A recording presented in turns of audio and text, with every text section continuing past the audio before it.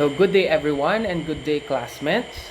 My report is all about the social and behavior change communication. Before that, let me just introduce to you what is social behavioral change communication and why is it somehow important. Social and behavior change communication, or SBCC, seeks to apply tactics from marketing, social and community mobilization, mass media, entertainment, advocacy, interpersonal communication, social media, and other communication approaches to support positive social and individual change.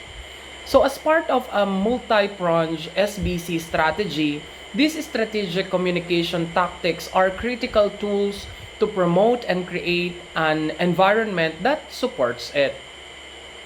Social and behavior change communication. SBCC is one approach to social and behavioral change that many may feel need no explanation. Most of us are familiar with marketing, communication, and public information campaigns that attempts to raise awareness or somehow advocate for change and influence public opinion. When parts of a multi-pronged SBC strategy, strategic communications can also stimulate positive and measurable social and behavioral change, whether it be interpersonal engagement, targeted advocacy, or larger-scale mobilization. Communication tactics should be informed by a solid foundation of data and community dialogue. Communication tactics like this are most effective when closely integrated with other SBC approaches. Everybody respond to communication differently. You must consider all aspects of geographic, social, and economic context when deciding your communication strategy. Demographics, literacy levels, digital access, media consumption, and trust will determine the combination of communication tactics you employ and how you segment them. The more evidence you have to work from, the more effective your strategic communication efforts will be. Here are some common steps for developing communication plans. The number one is understand the program and where the communication can be or can add value. Collecting primary and secondary data and using participatory processes will help you develop a better understanding of the people, context, and the barriers that the SBCC strategy will address. Number two is define your communication strategy or objectives. What role can communication play in the SBC strategy? What you want to achieve through communication? By identifying the goal of your communication efforts, you can design ways to measure their impact.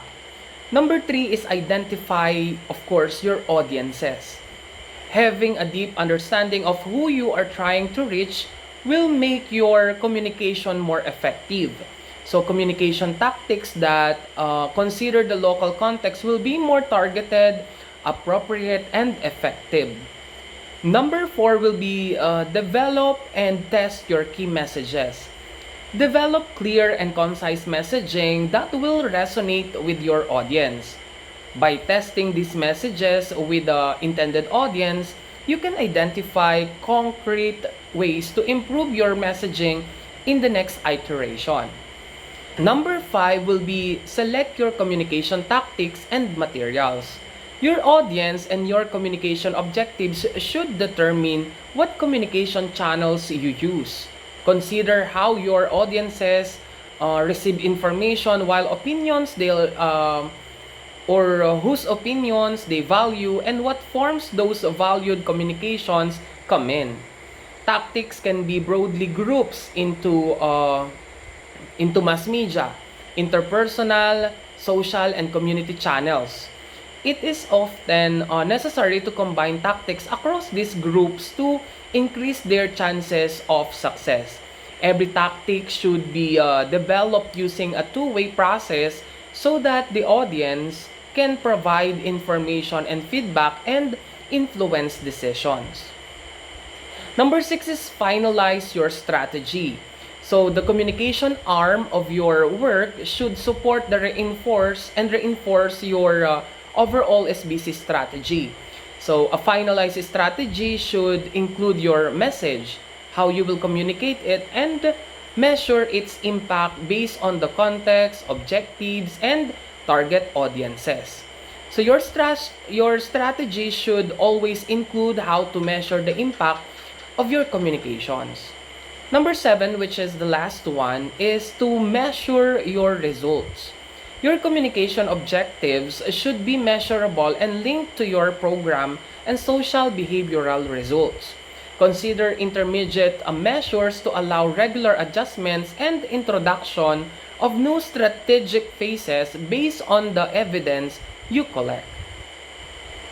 So, let us have social and behavioral objectives. We often consider communication as the primary way to raise awareness and share information. However, strategic communication can support SBC strategies in many more ways. It can encourage community engagement, influence social norms, support policy advocacy, promote service uptake, reach underserved population, foster a media environment that resonates with downstream engagement, and much more. So consider a mix of SBC tactics and complement each other and support the social and behavioral objectives you are working towards. So the limits of social and behavioral change communication. So on its own, SBCC is rarely enough to achieve social and behavioral change result. It is too often reduced to messaging or used to share information and encourage policy compliance without addressing the structural and the social barriers that stands in the way. Often, such communications have failed to meaningfully involve communities and users in the initial decision and design process.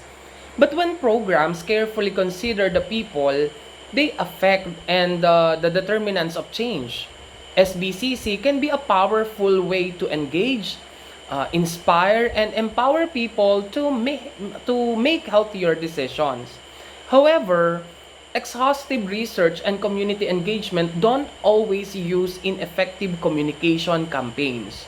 Complex challenges such as preventing the sexual abuse of children and adolescents, child marriage, and the female genital mutilation all have deep roots, for example. So even the most robust communication campaign cannot overpower deeply ingrained social norms and belief systems. Such norms are pervasive and are reflected in the legal system, also in job markets and socialization process. So the colossal challenges can only be approached through holistic programs.